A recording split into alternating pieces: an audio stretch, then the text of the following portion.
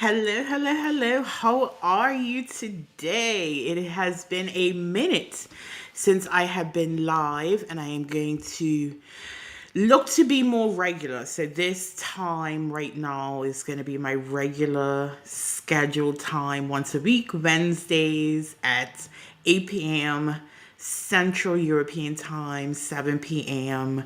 UK time, and then 1 p.m.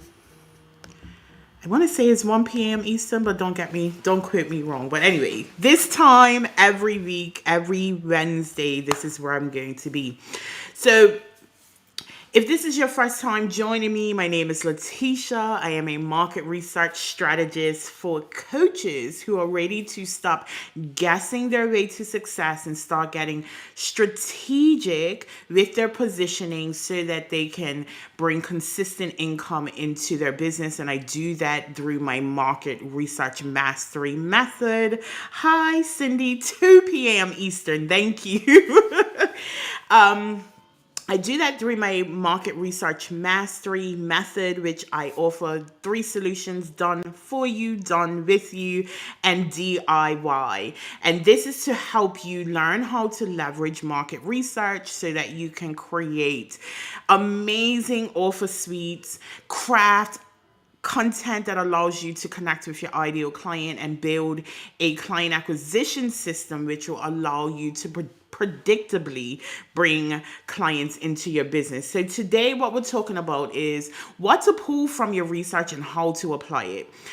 So I'm going to be going over the what you need to know, what to pull from your research, and how to apply it. And we're going to break this down in several steps. Hello, Donna. Thank you for joining me.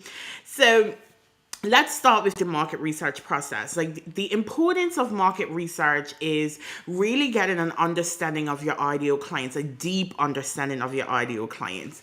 In my market research mastery method, I show you how to adapt a 360-degree approach to market research. So not just focusing on your ideal clients, we focus on your audience, we focus on your past clients, we also focus on your competitors so that you're creating a competitive advantage for yourself, really being able to articulate the problem that you solve so that you can connect with your ideal clients in a way that they feel heard and understood.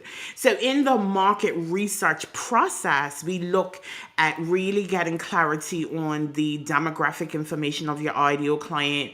We look at the psychographic information of your ideal client. Now, I am not one of those strategists that is going to tell you need to know your ideal client's age, where they work, how much money they make, and what food they eat. What I really focus on is the psychographic information, like what are their problems, how are they feeling about their problems, how is that impacting their lives, and then taking that information and actioning it. Because what I see a lot of times is coaches not really, they're focusing on the demographics, but they're missing out on opportunities to connect with their ideal clients on an emotional level. And when we talk about selling coaching, that's the level at which people buy. Like, we want to believe that it's equally logic versus emotional. But when it's like something like coaching, where most times you're helping them really transform their lives, you have to be able to reach them at a at an emotional level, which is why I think the psychographic information is highly important. And again, it's something that's often overlooked. Obviously, with the demographic information, you want to know things like gender and age because it's relevant to how you create offers for your ideal client. You're not going to be creating, I don't know, female related offers to males and vice versa. And you also don't want to be offering like end of life services to someone that's in their 20s.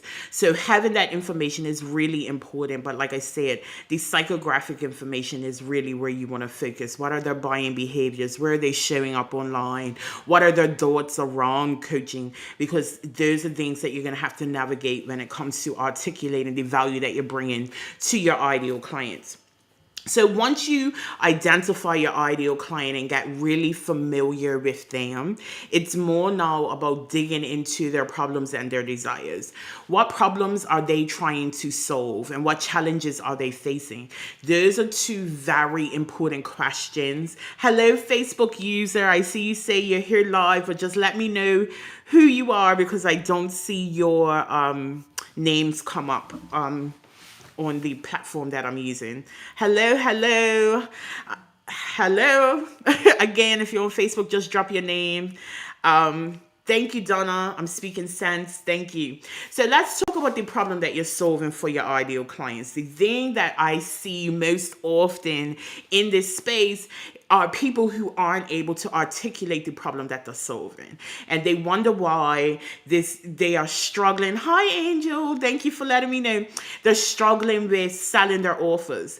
The reason why you're struggling with selling your offers, hi, Gloria, is because you don't know the problem that you solve, and you want to be using your market research process to really flush that out. You want to be using it in a way that allows you to identify the problem so you can really drill down into that.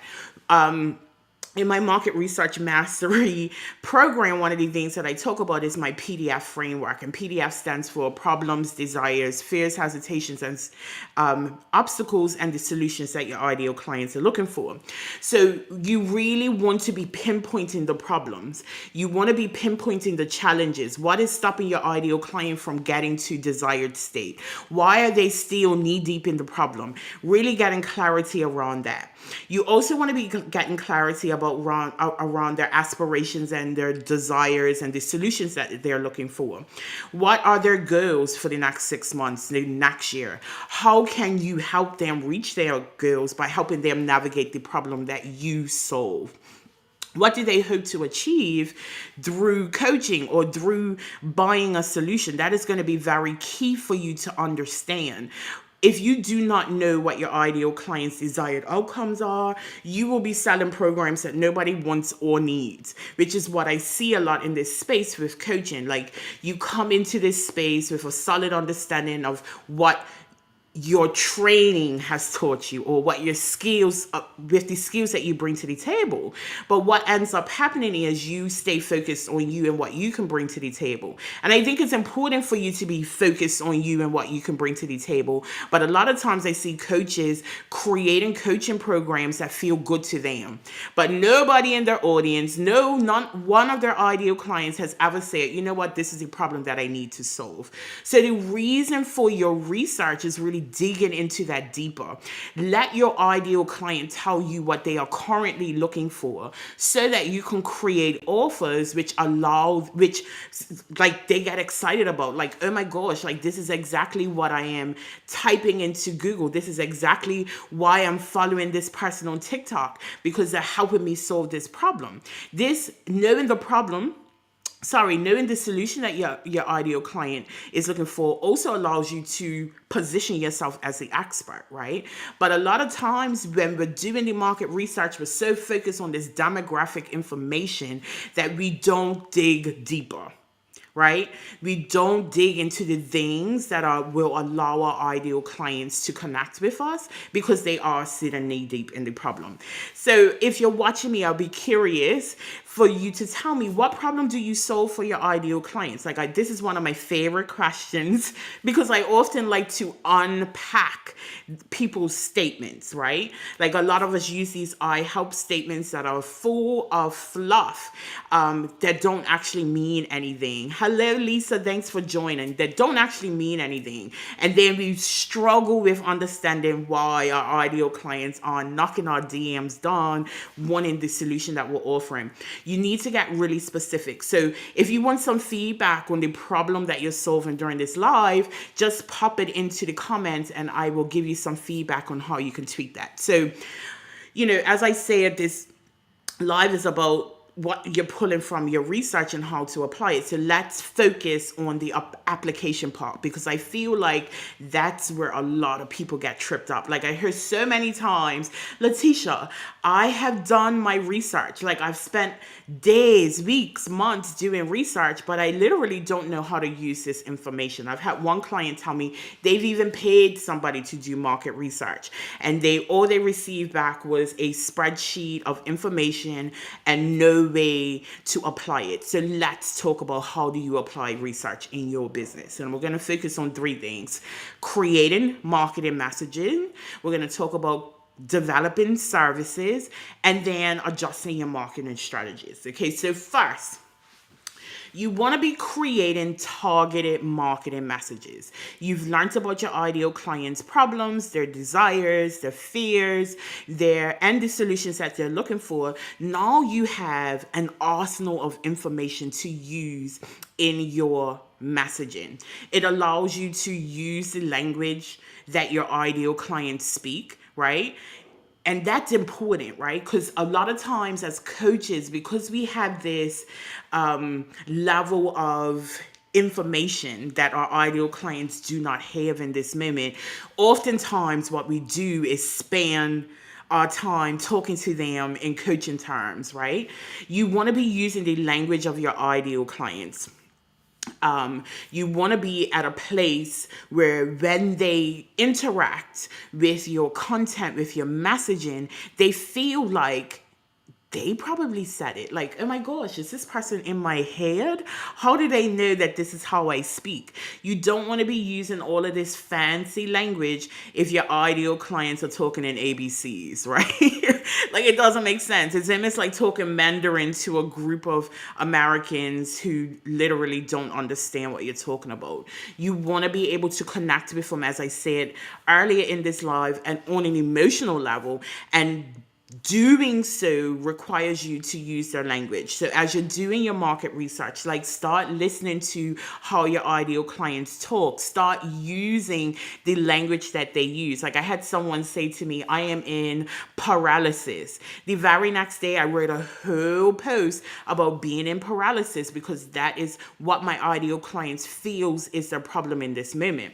So using the language that you pick up through the research that you've done, and then position yourself as the solution to their problem, right?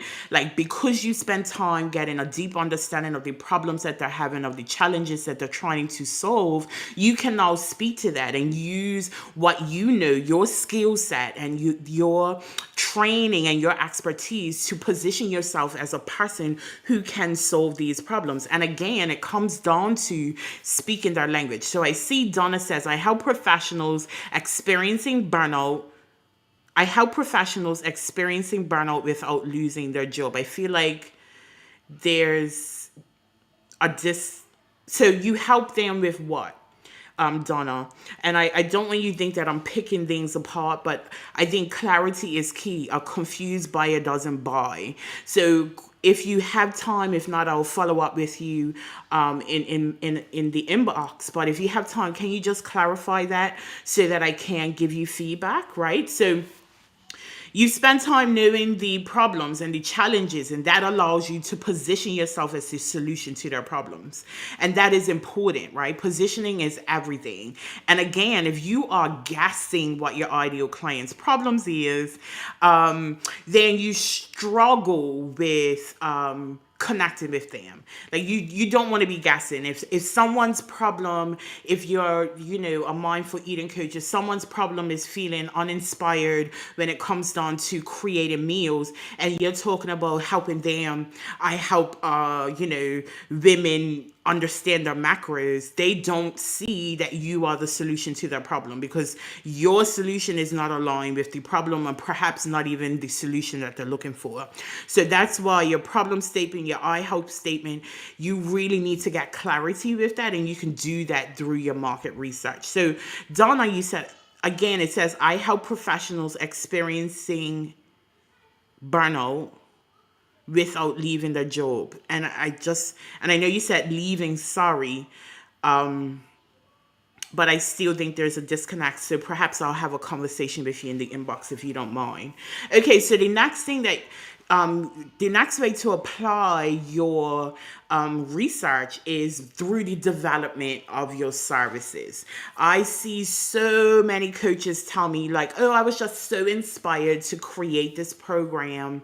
And I don't understand why nobody's buying it. I don't understand why people are not seeing that this is like the perfect solution.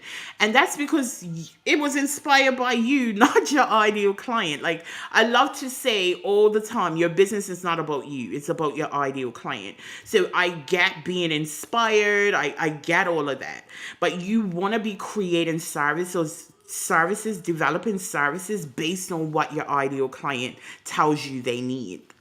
As I mentioned before, my PDFs framework, we focus on the solutions that your ideal client are actually looking for. If you can draw that information out in your research, then you have a clear blueprint of what you need to do in your business in order to move forward. An example that I like to use is at one point in time, and I was just focused on business coaching. I was working with a business coach who was helping me figure out how I can scale my business. And the ideal thing was to move into a one-to-many business model. The problem with that was my really powerhouse ideal clients did not want to share the space with anybody. So I created this program, which was perfect, and tried to sell it. And guess what? Nobody bought because they were not looking for a group program. And yes, it made sense in my business if I wanted to scale to introduce a one-to-many, but it couldn't have been like that because it wasn't what my ideal client wants. So when it comes to developing services, like, you want to be able to meet the specific needs and desires of your ideal client. If your ideal client is telling you that they want to look really good in their jeans, they want to lose weight so they look really good in their jeans, and you're selling them a solution that talks about like toning, so that they have a good core, guess what? Your ideal clients are not going to buy from you. They want to look good in their jeans, so you have to sell them what they want and use your expertise to give them what they need so they get the transformation that they desire.